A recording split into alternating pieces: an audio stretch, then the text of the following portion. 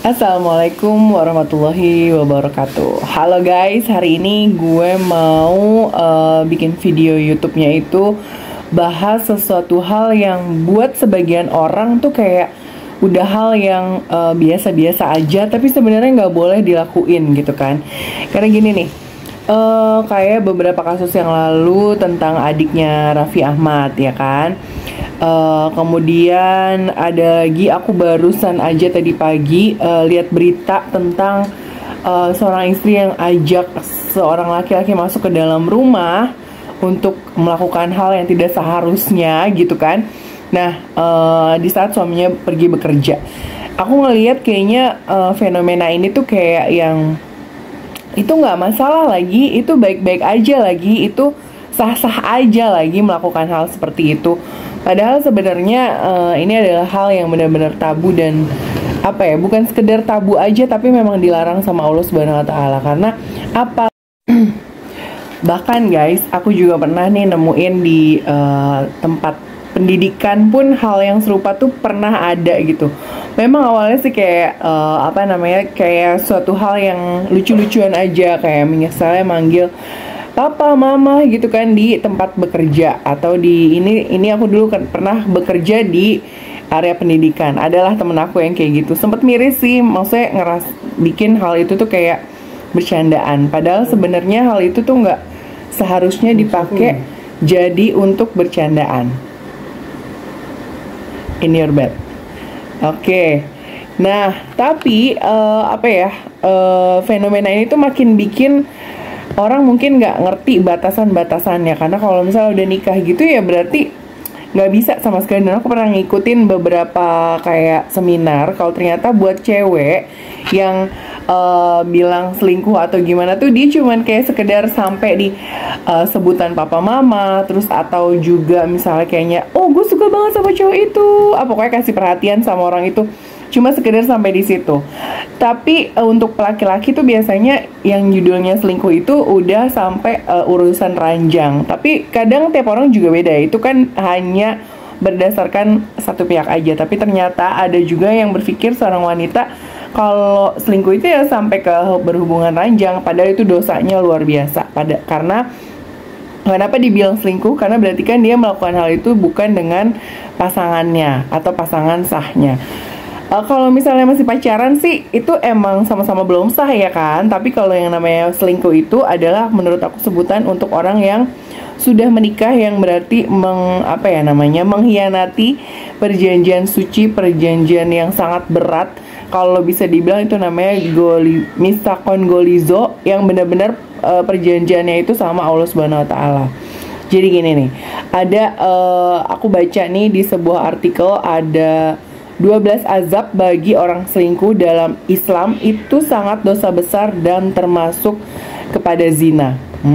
Aduh ngeri banget ya kalau misalnya kalian sampai kepleset ke hal yang kayak gini. Jadi ada alarm hati aja sendiri kalau misalnya tiba-tiba kok kayak gue naksir ya sama si cowok ini, kok gue naksirnya sama cewek ini gitu. Udah stop di situ. Kalau lo udah nikah, berarti lo udah punya kewajiban untuk hanya sama istri lo aja. Karena emang setan juga ngasih liatnya tuh istrinya jadi jelek, orang lain jadi terlihat lebih cantik. Bahkan di dalam Al-Quran sendiri itu udah dilarang ya.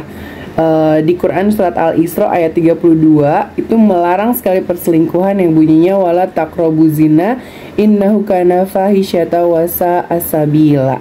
Jadi kalau emang udah dilarang gitu kan sama Allah, ya jangan dikerjain. Begini artinya, dan janganlah kamu mendekati zina, karena sesungguhnya zina itu adalah sebuah perbuatan yang keji dan suatu jalan yang buruk. Dan kalau terjadi perzinahan, maka akan ada akibat buruk untuk pelakunya di dunia dan di akhirat. Orang yang berselingkuh ini selain tadi akan dapat hukuman nanti di akhirat sana, tapi dia juga akan mendapatkan hukuman di dunia. Yang pertama adalah dibenci oleh banyak pihak. Dia bakal dilihat sebelah mata sama orang-orang di sekitarnya karena telah melakukan hal yang benar-benar merugikan banyak orang. Jadi jangan bangga ya kalau misalnya ternyata hey gue kan pelakor, hey gue kan pebinor. Itu jangan, karena akan ada banyak dibenci sama banyak pihak. Yang kedua, dia pasti bakal ditinggalin sama pasangannya.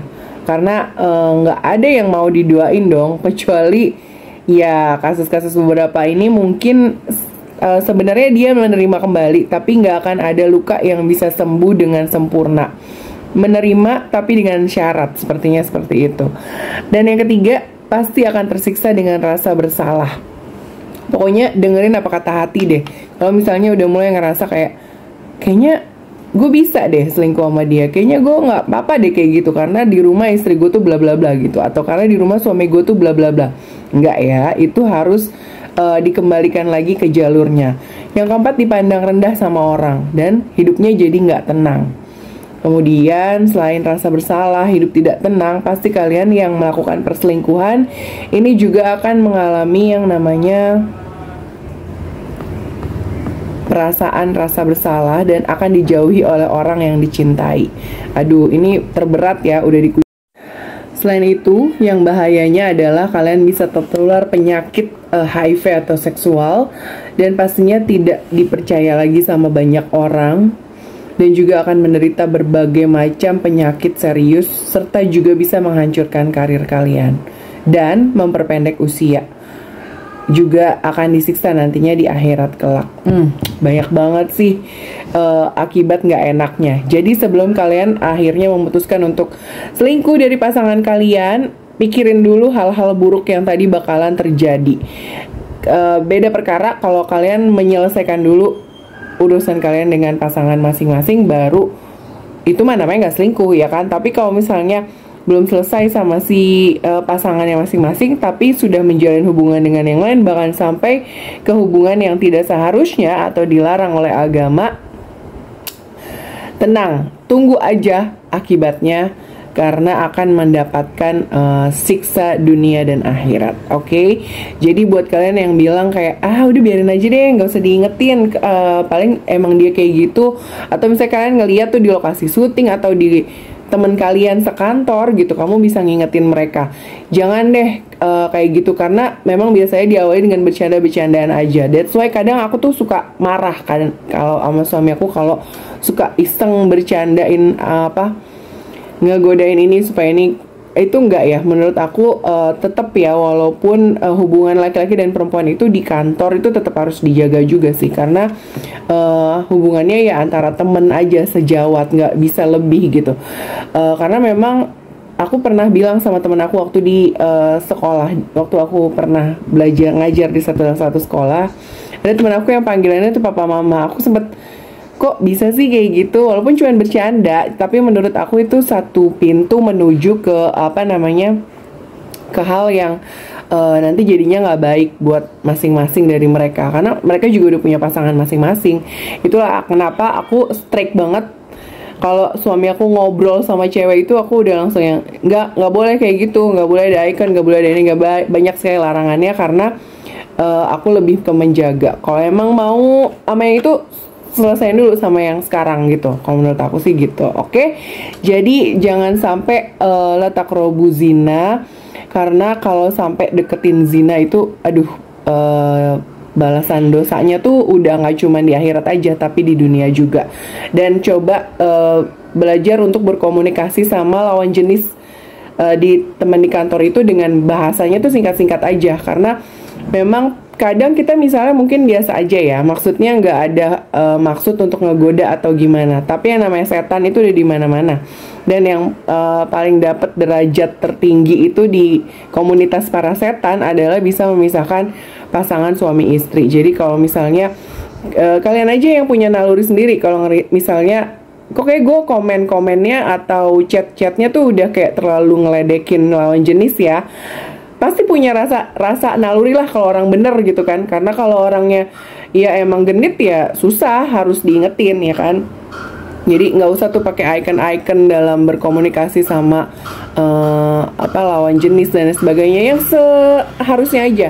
Kalau emang jawabnya cuma singkat iya enggak gitu, ya udah. Coba ya, kadang tuh suami-suami juga kalau sama istrinya tuh cuman iya, enggak, tapi giliran sama temen wanitanya tuh bisa cerita panjang kali lebar. Nah ini yang jelek juga.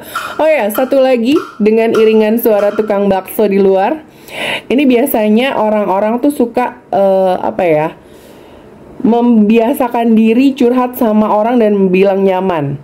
Kalau ini sih gue damprat abis-abisan.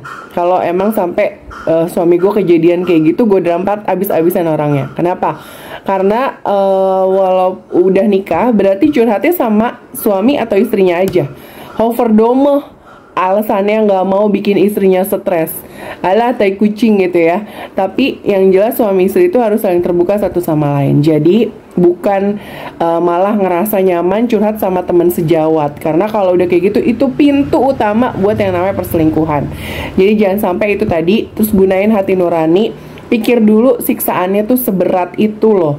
Nggak cuma di dunia aja, tapi nggak cuma di akhirat aja, tapi di dunia kamu juga bakalan tersiksa abis-abisan sepanjang hidup. Nggak cuma dari fisik dan perlakuan orang-orang di sekitar, tapi juga apa namanya, kalian juga yang kena penyakitnya nanti.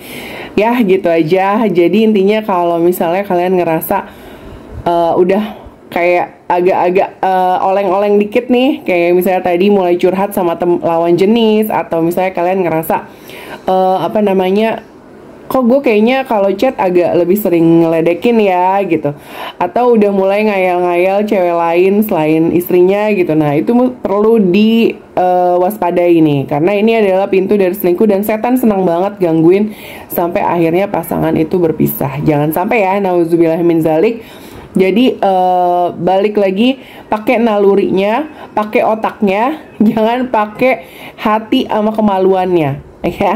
Karena kalau kayak gitu sama aja lo sama binatang. Oke, see you and I see you. Sampai ketemu di YouTube aku selanjutnya. Bye.